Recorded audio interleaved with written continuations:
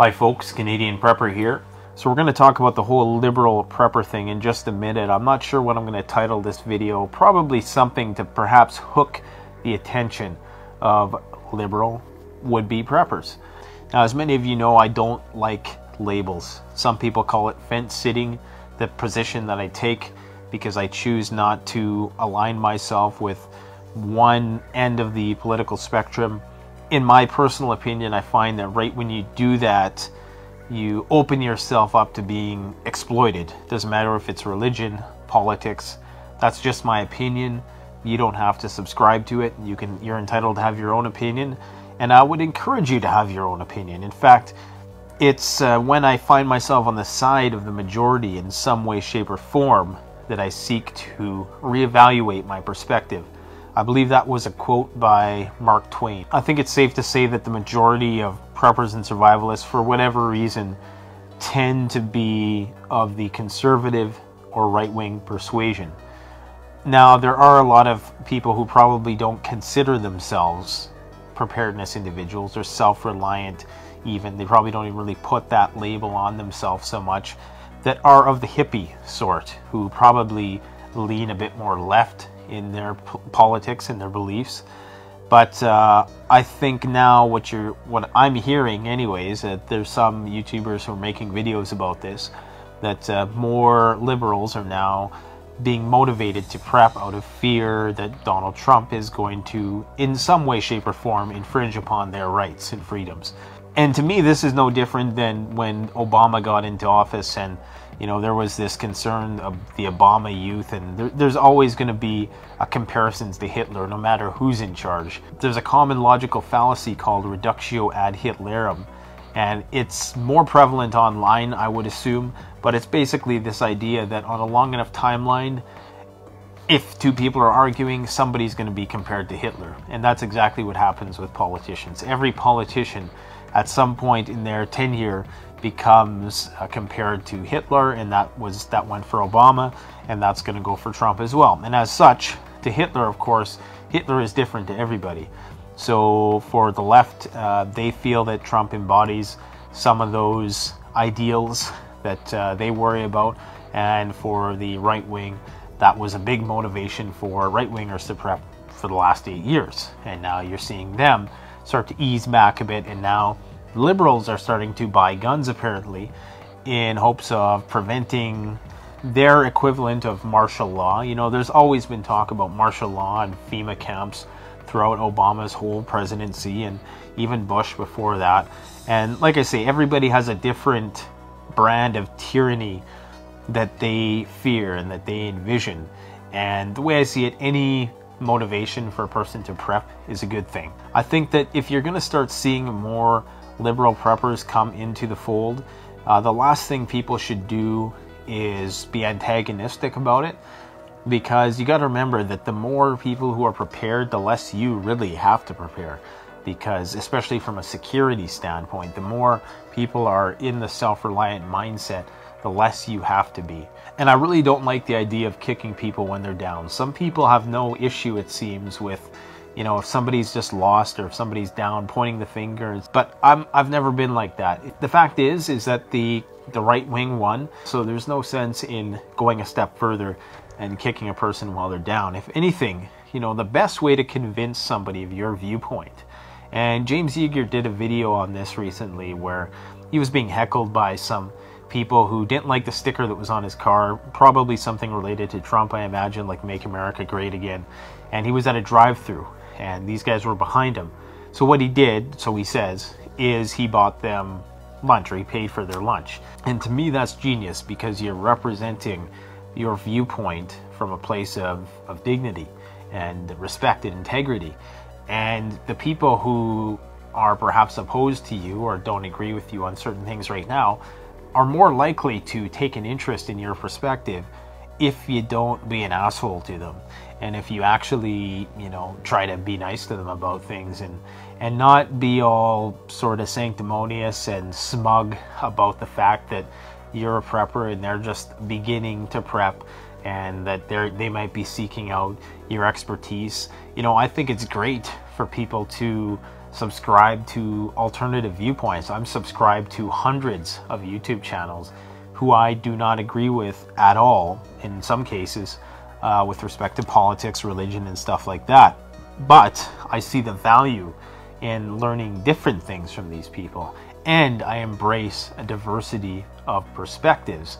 And there is, of course, that old saying, keep your friends close and your enemies closer. It's very foolish for somebody, in my opinion, to unsubscribe from someone because they differ from your opinion. It actually makes, from a military standpoint, the whole idea of espionage is to figure out what your enemy is thinking.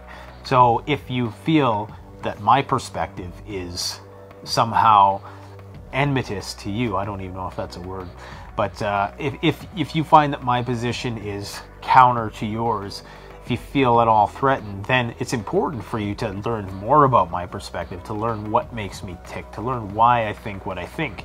And the more respectful you are in these conversations, and avoiding terms like SJW and libtard and things that are just there to antagonize people, and really stop and stop the progression of the dialogue and stop the dialogue from getting deeper and more meaningful and communicating, that's when you're going to start changing people's minds.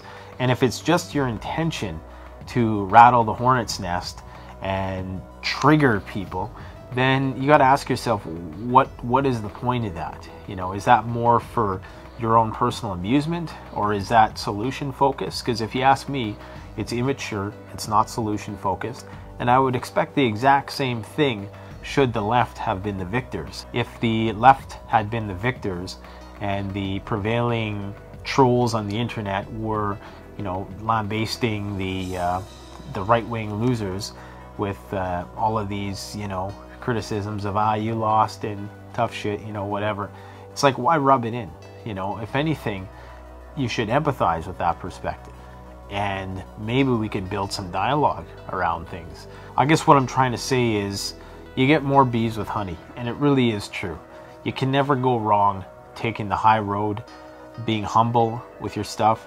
And it's sad to say that if the YouTube comments are any reflection of the general tolerance for the plethora of ideas that are to be had in this great civilization that we've built for ourselves, if that's the attitude, then we are in big trouble. Because especially if it's from the position of the people who feel that they have won. I'm not going to get into the whole Hegelian dialectic and why really I don't think anybody wins with politics or religion or anything like that, but especially when it's the dominant class at the time. I shouldn't say class, but the dominant ideological group, you know, which is now the conservative, or some people would say it's more than conservative and compare it to libertarian and whatnot, which I don't think it is. But anyways, going on tangents again.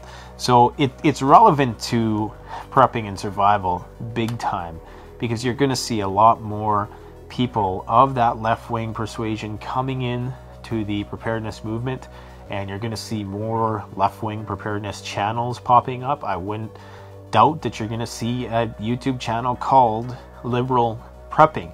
Actually, there is one, but it doesn't get much attention. The guy doesn't make many videos. I don't know if it's a guy or a girl, but there is a void there that's going to be filled, and you can bet your bottom dollar that it's going to be filled in a big way. And you can bet that if somebody who's very charismatic and well-spoken fills that power vacuum in the preparedness genre, which is waiting to blow up the liberal prepper thing, and that person's channel is going to grow pretty quick. So if any of you are watching and you really want to jump on that, there's an idea for you. What I've always wanted to do in this preparedness thing is be somewhat of a diplomat and have general universal appeal. I don't want to alienate different parts of my audience by just speaking to the right or the left wing. Now, I have expressed my opinions on politics and religion in more detail before, and I'm not going to do that for the foreseeable future. It may happen again, it may not. And it's not because of some of these clowns who come on and comment and try to subtly encourage me to self-censor, because for whatever reason they feel that I should run my channel and it should just be strictly related to prepping and survival stuff, which has its merits. And really there isn't a lot of in between. All right, so there's two ways you can go on YouTube. You can take the route of universal mass appeal, basically no swear words, G-rated, no talk about politics or religion or anything like that. Arguably, you still have a bias towards the status quo in some way, shape, or form, but you try to be as objective as possible. Then, of course, you can go to the other route of the indignant wingnut, who, you know, whether it's the Young Turks or the InfoWars, you're speaking to people on an emotional level. You're speaking to people's passions about politics and things which are really rooted in beliefs. And that's the thing with things that are rooted in facts, there's no real debate. But there's a big debate about people's beliefs when it comes to ideology and religion. And so you can become a YouTube success going either of those routes, which leaves me at a bit of a loss because I've chosen the middle road, in the sense that, yes, I want to generate mass appeal for the channel, but I also want to periodically inject my opinions into the discourse, which I think is fully legitimate. There's some people who come on the channel and subtly try to censor me and say, you know, you should probably just stick to prepping and this and that, because I don't want to have to sit through your political rants. And to people like that, all I can say is, you know, just tell me where to send the refund. That's this entitled society that we live in, you know, like we're putting this information out there for people for free, and people have the audacity to suggest what should be talked about on our channels. So I find that kind of amusing. Now I realize that I'm not going to change anybody's mind, especially people who are really dead set in their beliefs and attitudes about these things. But I would hope that I could perhaps plant some seeds. If somebody has a differing perspective than you, especially if it's political, the tendency is for people to want to go to war right away, especially on the internet. And you got to ask yourself, why is it that you feel the need to do that? Why is it you feel the need to dehumanize a person by calling them a name or putting a label on that person? Because that's really what it does. It dehumanizes the person. All human beings need the same things in order to survive. We have different beliefs about politics and religion and the more abstract ideological things. But when it comes to facts, it's only with respect to these hot topics.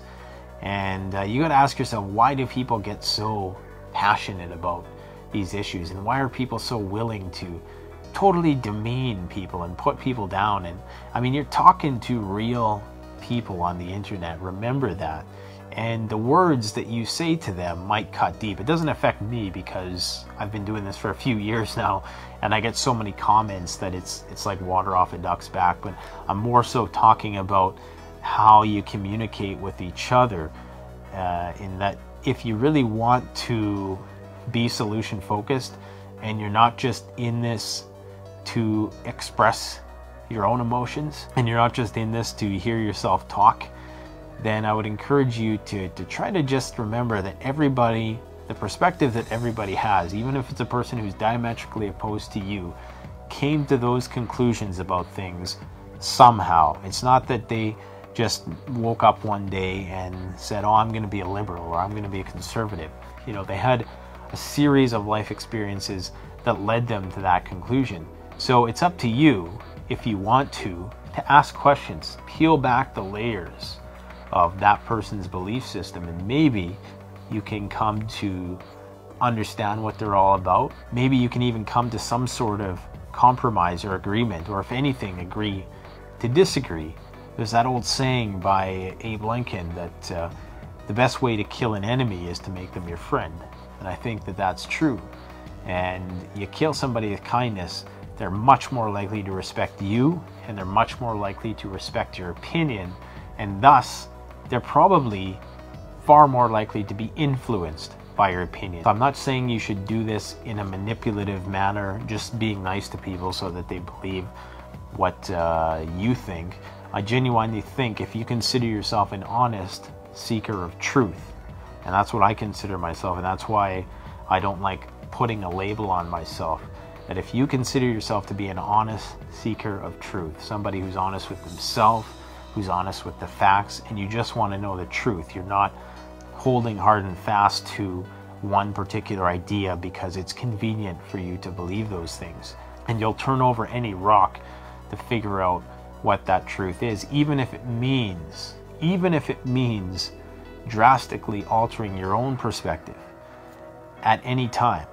And that's something that not a lot of people are willing to do, because they have a lot vested in their current perspective. Pride really is the killer of truth. Let's try to welcome some more alternative perspectives into this preparedness genre so it can continue to evolve and we're not just constantly preaching to the choir. Thanks for watching. Canadian Prepper out.